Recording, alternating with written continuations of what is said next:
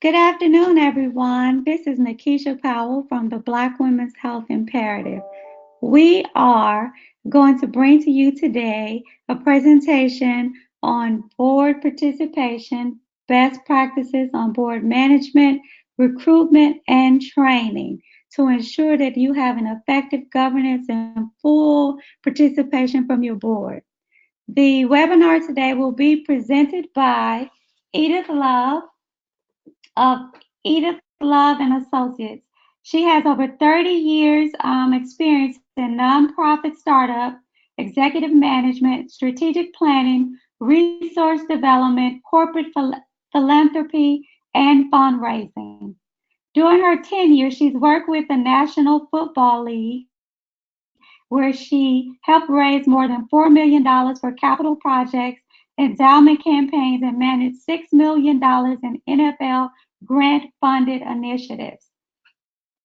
Also, as the Regional Vice President of Development for Thurgood Marshall College Fund, Edith managed a donor portfolio of 300 corporate and government accounts and raised nearly $3 million during her tenure. She earned an executive MBA from Emory University, an MA from Clark Atlanta University in Public Admin, and a BS degree from Texas Southern University in Public Affairs.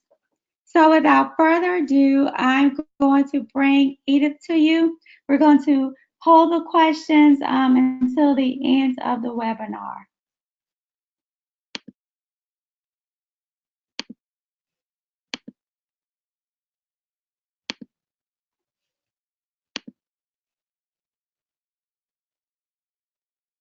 Okay, Edith?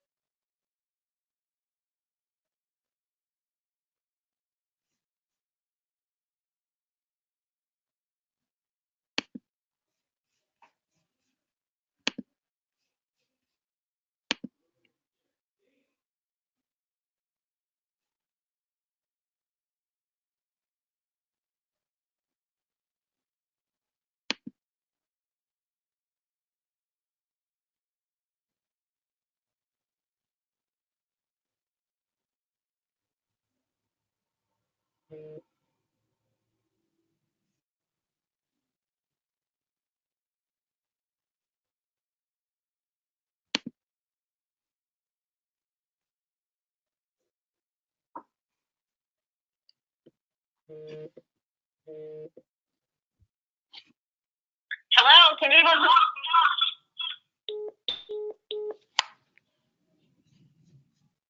Just 1 second. We're having trouble hearing Edith.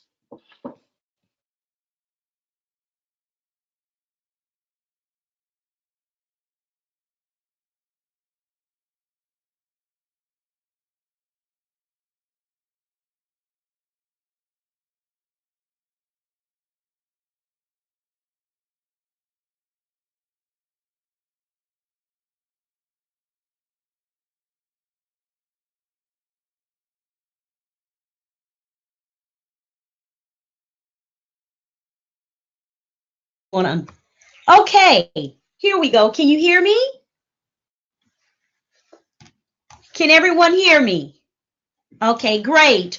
Thank you all so much. As Nikisha stated, my name is Edith Love, and I'm with EL and Associates, And combined, my business and my associates, we all have 30 years of experience working in the nonprofit sector. Today's webinar is going to discuss board recruitment and effectiveness. I'm hoping within this next hour, I will be able to provide you with tips and tools as well as best practices on board effectiveness. This is a very extensive topic, so it's going to be a lot of material around board effectiveness and recruitment that we probably will not be able to touch on within an hour. But my goal is to leave you with some good best practices and tools that you can take away from this webinar and begin to start looking at your own prospective boards and see what you need in order for your board to become effective. So without further delay, let's begin the webinar.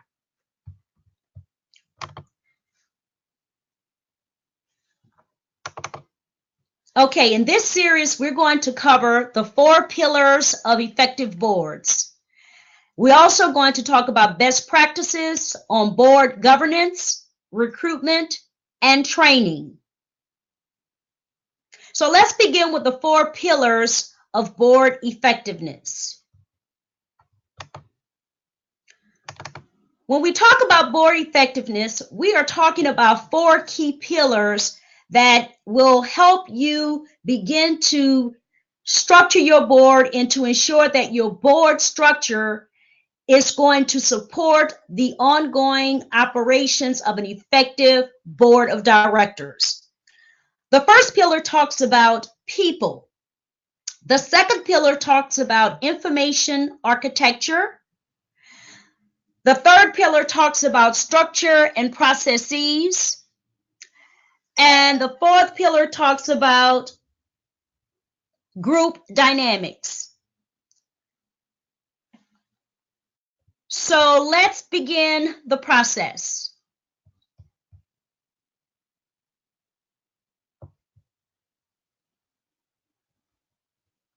Okay.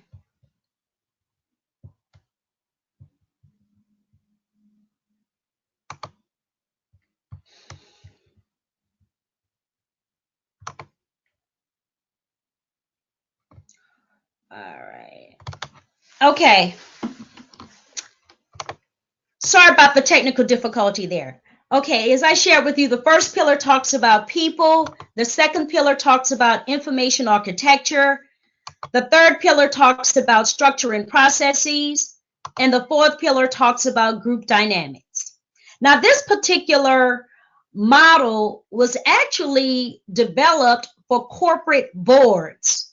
A professor from Harvard University by the name of Dieter Carlson really developed this particular framework about 20, 30 years ago when he was working with a lot of corporate boards. And then later on, some nonprofit executives and people like myself began to look at these pillars and say, hey, this could be adapted to the nonprofit sector. So some of the things that he discussed in his original framework was actually a part of how the group and I that worked together to pull together this particular framework to adapt from the original framework that he did specifically to help corporate boards and boards of trustees. So let's talk about the first pillar. Pillar 1 talks about people. And of course, when you think about your board of directors, you have to think about the people that serve in that capacity. The individuals that serve on your board should definitely be dedicated to the mission of your organization. When you look at recruiting board members, new board members, you have to keep in mind that you want people on your board that will be dedicated to the mission of the organization. You also want to have people who are high quality individuals with outstanding reputations in their respective fields. So you want people that can bring value to your board. You want them to be dedicated to your mission, but you also want them to bring some type of value to your board. And these are usually, again, high individuals who are outstanding in their respective fields. And then the third bullet talks about commitment and bandwidth to perform the duties of a board member. So you want to make sure that you have someone on your board who has the bandwidth to be able to do what is expected of them as a board member. That is extremely important because you can have someone on your board that's an attorney, but if they are not in the position to be able to address any board issues and provide you with the legal insight that's needed, they're not really offering any value to your board. So again, Pillar 1 talks about the people. So as you look at your current board, if you all are working with your current board of directors, think about their commitment to the organization, their reputation, and their ability to be able to be very well respected in their own fields. And at the same time, the bandwidth, their ability to be able to do the work as what is expected from a board member. Talking a little too fast. Okay, let's move on to the second pillar. The second pillar talks about information architecture. Now, when we think about information, we're speaking specifically the types of information that you provide to your board when you're conducting your board meetings, when you're having your board retreats, or anything pertaining to the organization that warrants information and conversation as it relates to boards. Because remember, your board provides governance to the organization. So they need to have information on how they can effectively serve as your board member to support the organization's long-term sustainability and overall governance. So the way in which information is compiled that informs the board about the essential activities and issues are crucially important. For example, if you have your current board meetings, or whether they're monthly, quarterly, what types of information do you provide to your board? Do you do it through a dashboard? You know, a lot of corporate executives today and nonprofit executives today use dashboards when they are providing board reports to their board members. Are you providing more narrative reports? Do you do handouts? Do you do presentations? This is so critical to helping your board be effective in helping you do the work that you need to do as the leader of the organization. So if you have information, the way it's structured and organized and how it is delivered to your board members have a lot of value in how they receive it and how they view your leadership within the board, but within the organization, but also as a way for them to have the information they need to make the strategic decisions that they need to help move the organization forward. So the information and how it's put together, how it's presented, what's in it, what's not in it, all that is critical to helping you have an effective board. The second bullet talks about internal and external. And what I mean here when I say internal information and external information, again, all of it is still based on how well it's structured and compiled to be able to provide information to your board. So when you're talking about internal, you're talking about all the internal operations and businesses of the organization. But when we think about external, we're really talking about the things outside of the organization that impact the organization.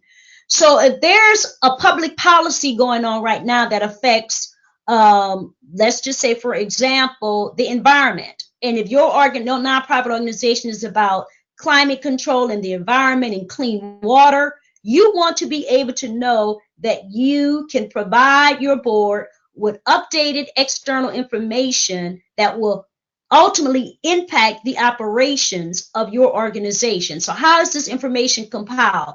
Do you send out weekly emails to your board? Do you provide newsletters, a board report, a president's report to the board? However you put that information together, it is critical as it relates to how effective your board can be. And of course, we also talk about formal and informal information. So Pillar 2, again, talks about information architecture. Pillar 3 Pillar 3 talks about the structure of how your board is organized, as well as the processes, which is going beyond the straight running of the board. So let's go and talk about structure for a minute. This pretty much depends on the board composition and how large your board is. You know, most nonprofit boards are between 10 and 30 members, and that's very standard. But based on your particular organization, you have to find out what works best for your particular organization. So it might not necessarily be a board of 30 people. It might necessarily work for a board of 10 people for your organization, or even 7 people, because as I shared with you, the average is 10 to 25, 10 to 30, but you have some boards that only, I work with a lot of nonprofit organizations that have a board of directors of only like 6 people. But how the board is composed is critically important. This also speaks to the type of people you have on your board and the organizations and entities that they represent. So the board structure is critical. Again, it's talking about the organization and the composition. And later on in the presentation, I'm going to share with you a composition of an effective board of directors. Okay, processes. Processes pretty much involve the strategic planning, the evaluation, the training, and the financial governance of the board. So particularly this speaks to the processes that are in place to help your board be effective ongoing. So do you do annual board evaluations? You have to be able to, your board should also agree to have an annual performance evaluation. You want to assess whether or not, you know, based on your strategic plan, where are you as far as achieving some of the goals specified in the strategic plan? It also helps with accountability. You want to make sure that the people on your board are accountable for what they say that they will do and how they will support the organization. You also want to think about the financial governance. What are the processes around this? Do you have a finance committee? How your committees are in place and what the roles of the particular committees are? And also, is there a succession plan in place for if the CEO or the president or the executive director, whatever the title is for the top leadership of that organization, is there a succession plan in place? Most nonprofit organizations, especially a lot of community-based nonprofit organizations, really don't have a succession plan in place. But a succession plan is key because you never know at what point something would happen where you don't have a CEO, whether they resign abruptly or for whatever reason they get ill and they cannot work for a long period of time. You have to have your succession plan in place. And the board, an effective board, has a succession plan in place.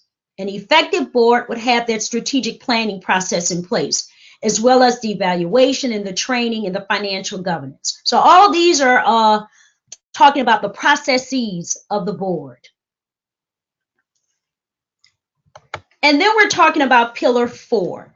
Pillar 4 talks about group dynamics. The group dynamics pretty much means the culture of your board. You know, thinking about the culture of your current nonprofit board. What does that culture look like? Do you all have boards that are, you know, working collectively? Do you have a culture that fosters collective thinking, collective decision making, where everyone is heard and there's no one person kind of really aggressively controlling their way of thinking, their way of doing things from a board perspective? So, because it is critically important for the board to understand that the culture is critical even for recruiting new board members. No one wants to be a part of a board that is fragmented. No one wants to be a part of a board that might have some major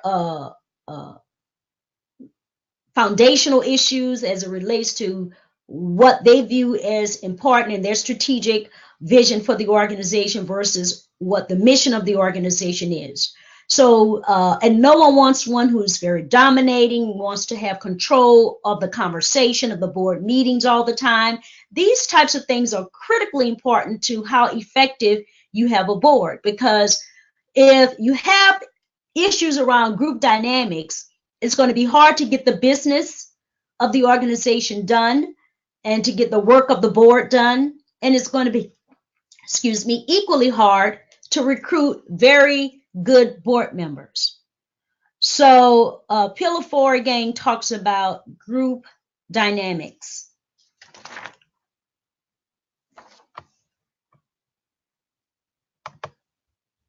Okay, so as we think about the 4 pillars, what we're doing is we're summarizing some key characteristics of effective boards. So you have your 4 pillars, which includes people, information architecture, composition and the process, as well as the group dynamics. So now you have to think about the key characteristics of effective boards. So let me walk you through some of what these key characteristics are. The first one is mission-centered. You want to make sure that people understand the mission and that the business of the board and the decisions that are made at the board level all factored in based on the mission. Everything is centered around the mission of the organization. As we stated in Pillar 3, we talked about conduct strategic planning and annual assessment. Again, this is very key. Every organization should have a strategic plan. Nonprofit organizations should, if they don't have a strategic plan, they should invest in putting a strategic plan, because it is pretty much the footprint of what you want to accomplish and how you're going to go about achieving the mission of the organization. And most funders require that when you are applying for grants, in any type of sponsorship or challenge type of grant program, whatever type of funding you are soliciting, most grant making organizations and funders in general and donors all require some type of strategic plan of the organization. People want to know, what's your vision? What's your strategy on how you're going to accomplish this? And looking at how your organization looks long term. So the long-term sustainability of that. So that's what should be in your strategic plan, and that is what funders require from grantees. And then your annual assessment, as I shared with you earlier, that's important because the board needs to kind of measure if they're being effective on an annual basis, not a biannual basis, not every 3 years. Annual board assessment should be done because you want to measure how effective your board is being. Have you all, and where are you at accomplishing the strategic priorities of the organization? Another characteristic is diversity. It is good, it is healthy for every nonprofit organization to have a diverse board. Diversity does not solely mean ethnic wise. We mean a diverse background in skills, the thought processes, age, gender, industry.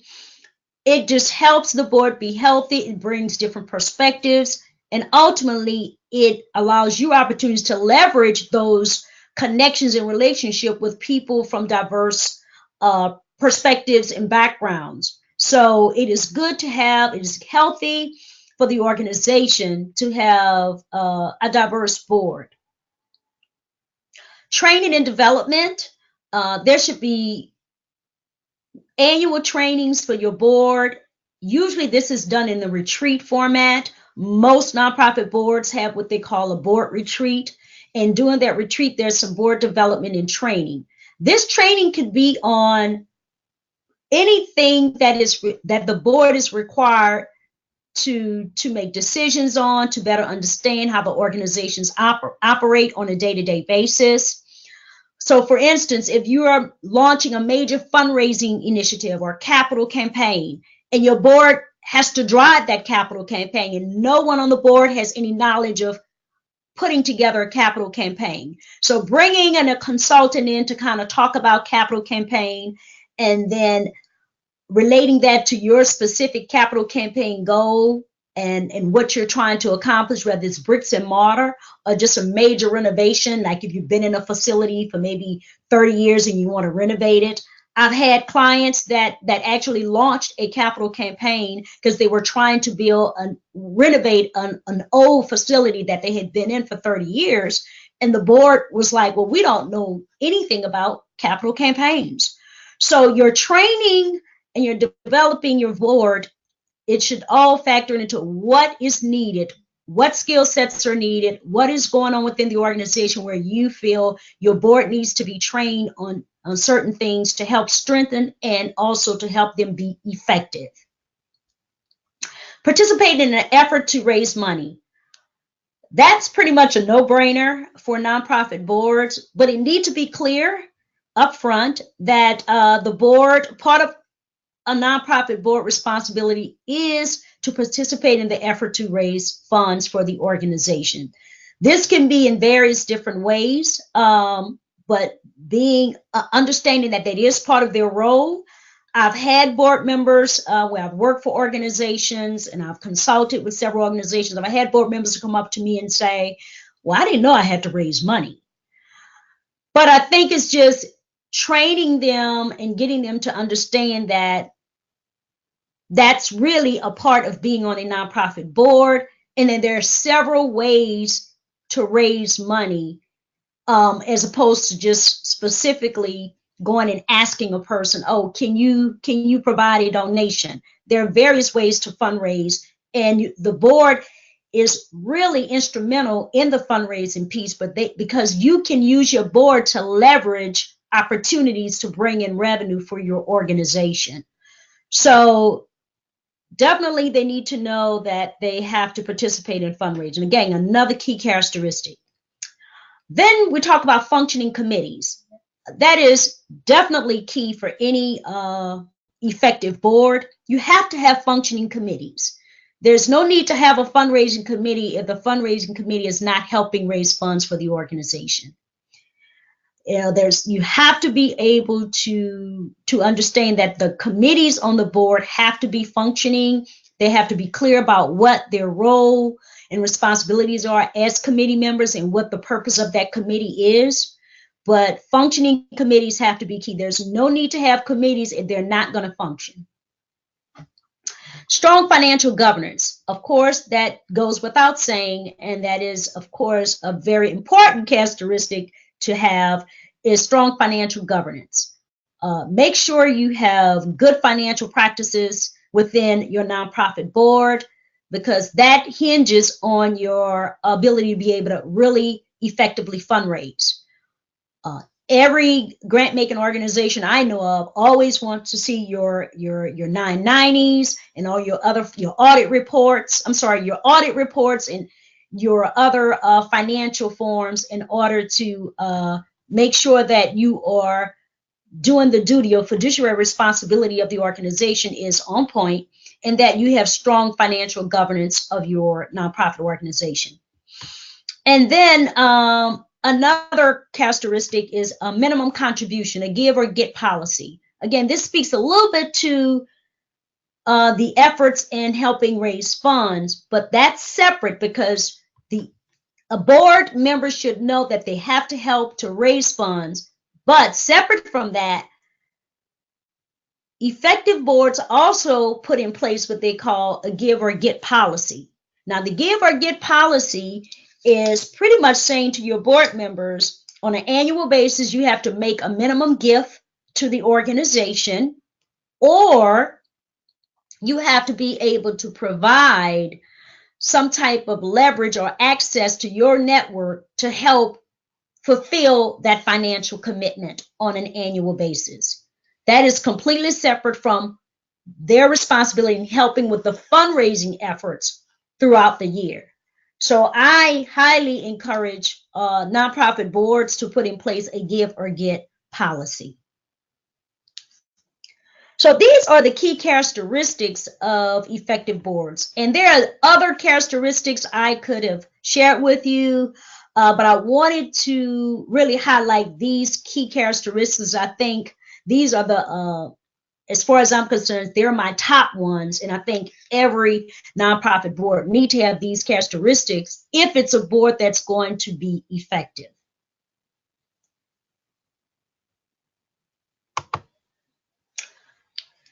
Okay, now we're going to shift a little and talk about some best practices around governance, recruitment, and training.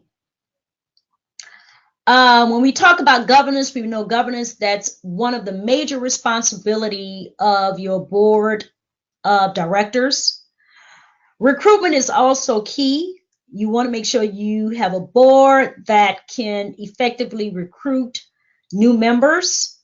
And then the ongoing training, once a board member is on board with your organization, as I spoke to earlier in one of the pillars, making sure that they have the training on an annual basis to position them to be an effective board.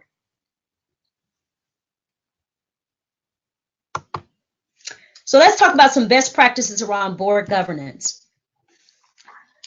Board governance, one of the key best practices is clarifying the roles and the responsibilities of your board and the committees. Spoke a little bit about that earlier and under the key characteristics of effective boards. Board members need to be clear about what their roles are, what their responsibilities are, and as it relates to what they're supposed to be doing on a committee level. Second best practice is on training and orientating your board. Every new board member needs to have an orientation. This orientation process could be with the board chair, the board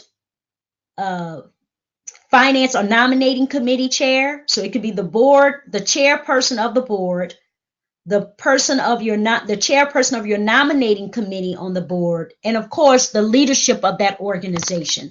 If nothing else, those three key people need to be a part of the orientation for new board members. And that orientation could be done in various formats. I had some nonprofit organizations that I've trained, and they actually develop a virtual orientation because they're saying, oh, a lot of the people that we have on our board, they're so busy, they don't have time to come in for a formal orientation. So we just send them the orientation presentation virtually. And that may work for that particular board. Again, brings me back to the culture I was speaking about. But some nonprofit boards are still very traditional, and they want a traditional board orientation. Regardless of what your style may be, it is critically important to make sure that every board member has an orientation. And that orientation package should entail all the critical information, the information architecture we talked about, of what board members need to know, whether the bylaws and all the different roles and responsibilities, the financial information, all that need to be a part of the board orientation process. And then we also spoke about training earlier. The second bullet talks about, the next bullet, I should say, talks about making effective use of your board's time, talent, and resources. I've worked with a lot of board members, and I hear them say all the time, you know what, I just wish the meetings weren't so long, or I just wish that they would just have the material at our fingertips so we can go through this process effectively and swiftly. So it's good to make sure that you use board members' time effectively. The next one is talking about establishing effective communication channels. This is very key because we all seem to make assumptions that if we are providing people with information, that it's the best form of communicating to them. But that might not necessarily be true. So an effective board establish good communication channels, whether it be through emails, weekly correspondences, monthly correspondences, board reports, whatever form of communication they seem to feel is the most effective, that needs to be set in place. I'm so sorry. Sorry about that. So those types of things are going to be critical as it relates to your the way you convey information to your board. So you have to be able to have effective communication channels. The next one talks about conducting annual board performance evaluations. I've already spoke about that several times. You will see a lot of some of these best practices and characteristics overlap because it is extremely important to have these types of things in place at all levels. So that's why it's a constant mentioning of some of these key things that are critically important to your board, to board effectiveness. And then you want to make sure you always find a way to acknowledge and thank board members as often as possible. Because remember, nonprofit board members aren't paid. They bring a lot of value to the organization, and they should be acknowledged and appreciated as much as possible for their contributions.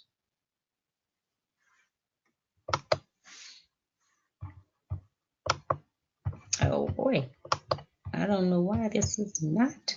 Excuse me, I don't know what's going on. Okay. Composition of effective boards. As I shared with you earlier, I wanted to be able to give you guys this pie chart of what a composition of an effective board looks like. So when we think about, but again, every board is different, but every board needs to be able to have this standard composition in place because it definitely contributes to the board effectiveness. So let's look at this pie chart. Let's start off with the biggest percentage. Business, 40% of your board should represent the business and corporate community.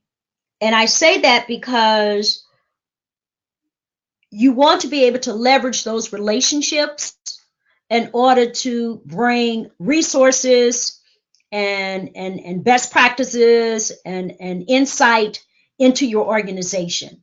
So 40% of your board should represent the business community.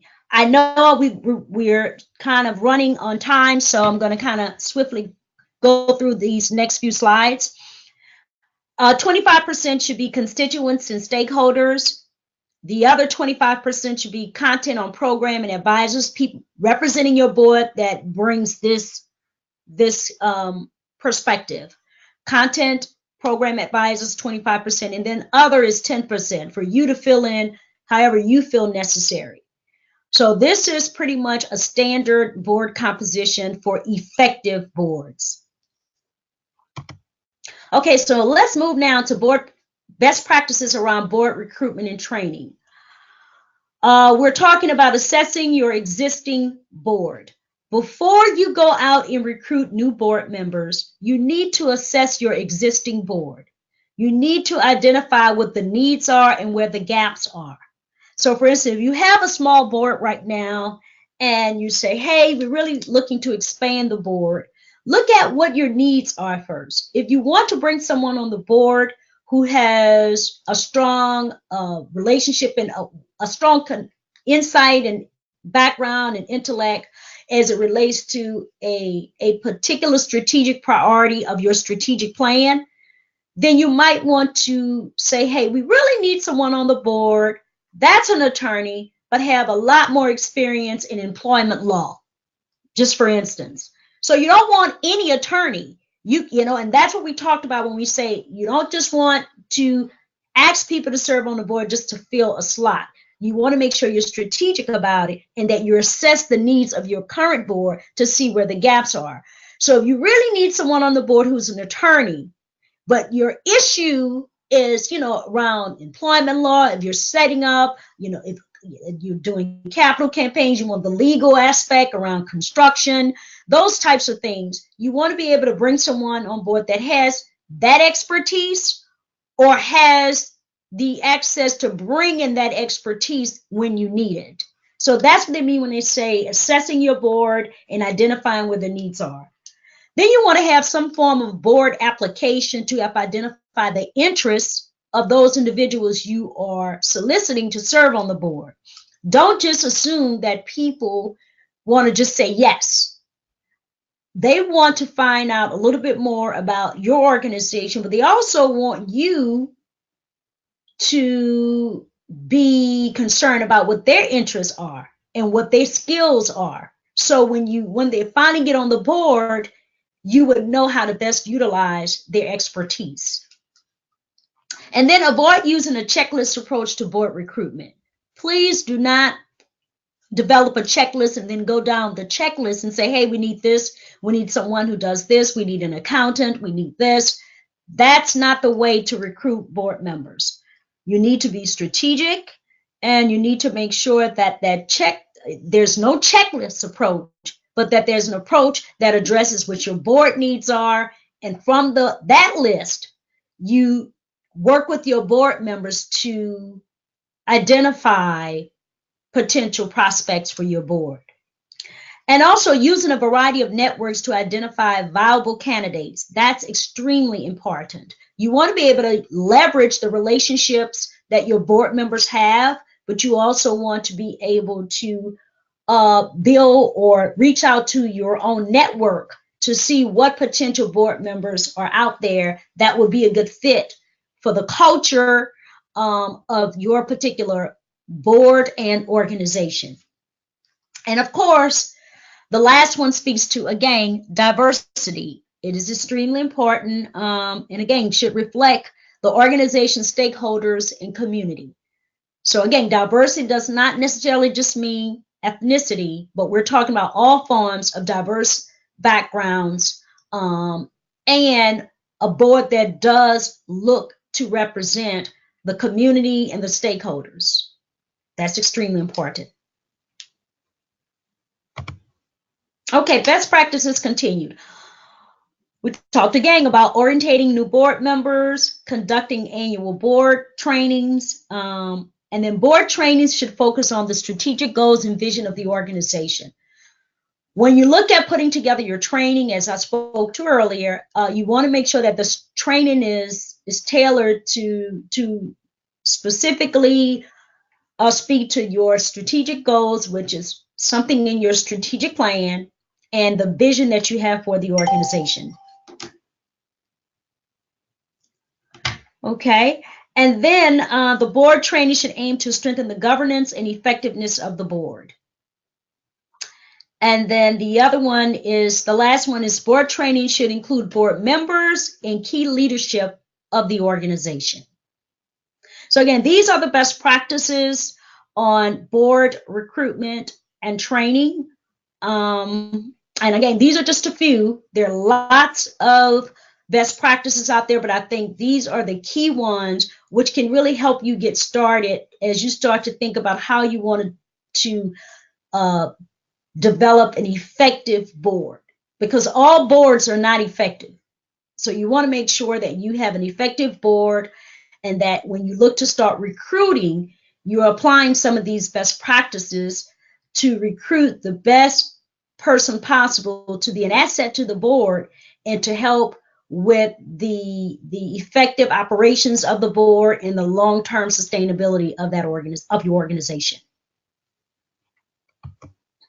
Okay, at this time I'm going to turn it back over to Nikisha so we can start taking questions for at this time. So we're going to set aside the last few minutes of this webinar for any questions you might have. Nikisha, back to you.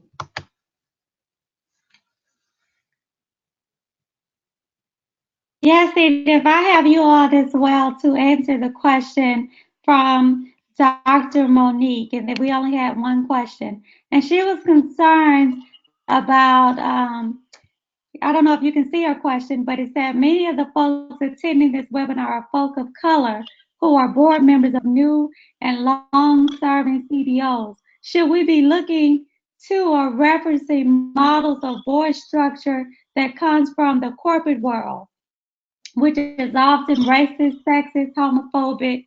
And to that point, she was thinking about Audre Lorde's quote, "The master's tools will never dismantle the master's house." So if you could speak on to that point of of using this particular training for orgs that are particularly focused on people of color? Well, that's a very good question. And if I understand it correctly, you're asking if this training could be applicable to deal with the boards that you're currently working with that serve people of color and different issues and other types of areas or concerns within that particular population. And my response to that is absolutely. This particular training talks about board effectiveness and recruitment regardless of what type of board you are. These are best practices, and an effective board should have these types of characteristics in order to be effective, regardless of what the type of organization you're serving on, whatever the mission is of the organization, because these are standard best practices for any type of board that aims to be effective. However, I can say when you speak about the training, I think there definitely needs to be some sensitivity training for your current board of directors around those particular issues. And that is, again, one of the characteristics of an effective board is to have regular trainings for your board on an annual basis. So I think what you can do is put together a particular training for your board members around those particular issues that are very sensitive and as it relates to what you want to accomplish within that particular board. But as far as this presentation, it speaks across the board to all different types of nonprofit organizations as it relates to board effectiveness and best practices. Thank you for that. I don't see any additional questions, but we will have this webinar recording available. And also you can reach out to me at npowell, that's NPOWELL at bwhi.org. We would love to offer additional trainings that will be needed and necessary for the work that you're doing, particularly with your community. And if you have any additional questions for Edith, we can answer them via email as well. Yes, absolutely. You can definitely send them via email to Nikisha, and I'm happy to respond back to your questions. But again, this is a 1-hour webinar, and board effectiveness and recruitment, is a very extensive topic, as I said at the top of the webinar. And so I wanted to structure this webinar around best practices to help you guys get started. But again, every board is different, as I spoke to earlier, and has its own culture. So there may be some additional types of training your organization may need tailored specifically to your particular board culture. And that will be a different type of training designed for your particular type of organization. That is correct. But this particular training was more overarching on board effectiveness and board recruitment. But thank you all so much for the opportunity to speak with you all. I hope what I provided for you guys were some takeaways that you can take back to your existing boards and continue to do the great work that you're doing in your respective organizations. Thank you so much. Thank you. Thank you, Dr. Geishart, for that wonderful question.